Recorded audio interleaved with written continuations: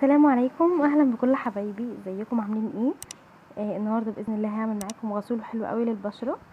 الغسول ده انا بستخدمه شخصيا، بجد حلو قوي في تفتيح البشره ورطوبه وكل حاجه. دي نتيجته بعد ما استخدمته وبعد ما عملته معاكم في الفيديو. هتشوفوا دلوقتي انا عملته من ايه. بجد يا بنات حلو قوي، تقدري تستخدميه في اي وقت والجسم كله. والوش كل الصبح كده قبل ما تروحي الشغل او قبل ما تخرجي. استخدمت فيه حاجات بسيطه قوي، وهو معلقتين كده من الصابون المبشور، صابون بريحه مبشور، ونص كوبايه ميه سخنه قوي، يعني تكون سخنه مش دافيه. وخليت منهم بس معلقتين، ونشوف هنعمل بيهم ايه. حطيت الصابون مع الميه، معلقتين بس صغيرين كده من الصابون.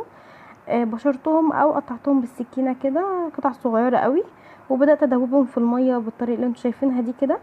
فضلت ادوب فيهم كويس قوي لغايه ما بقوا بالشكل ده كده. عايزه كمان معلقه جل صبار عشان يديني ترطيب عالي. جبت العلبه دي كانت عندي، كان مكانها جل صبار، فهحط فيها على مكان الجل الصبار اللي موجود. لو ما عندكيش جل صبار تقدري تستغني عنه، مفيش مشكله. وهصب الخليط بتاع الصابون في العلبه على الجل. ومعايا كمان معلقه من البيكنج صودا او الكربوناتو، دوبتهم في معلقتين الميه اللي خليتهم في الاول. وبعد ما دوبتهم صبتهم برضو على خليط الصابون اللي حطيته في العلبه. طبعا تقدري تحطي الغسول في اي علبه عندك. وجبت بقى معلقه عسل، طبعا انتوا عارفين العسل وفايدته للبشره وجماله. حطيتهم مع الخليط وبدات اقفل العلبه، رجيتها كويس جدا جدا عشان يمتزجوا قوي. وبعدين استخدمته عادي جدا. طبعا بتستخدميه تحت الميه، بيديك رغوه حلوه قوي. ورطوبه بقى، ومش عايزه اقول لكم الجل مع العسل، النعومه والترطيب اللي بيسيبوه للبشره والتفتيح بقى خطير بجد.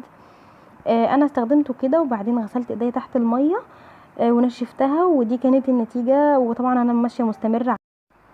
اتمنى الفيديو بتاعي يكون نال اعجابكم، وتكون الوصفه مفيده بالنسبه لكم. ان شاء الله تجربوها تعجبكم جدا. قولوا لي رايكم في الكومنتات، وان شاء الله تعملوا لي لايك للفيديو علشان يوصل لاكبر عدد من الناس. اشتركوا في القناه، فعلوا الجرس، واعملوا شير للفيديو مع كل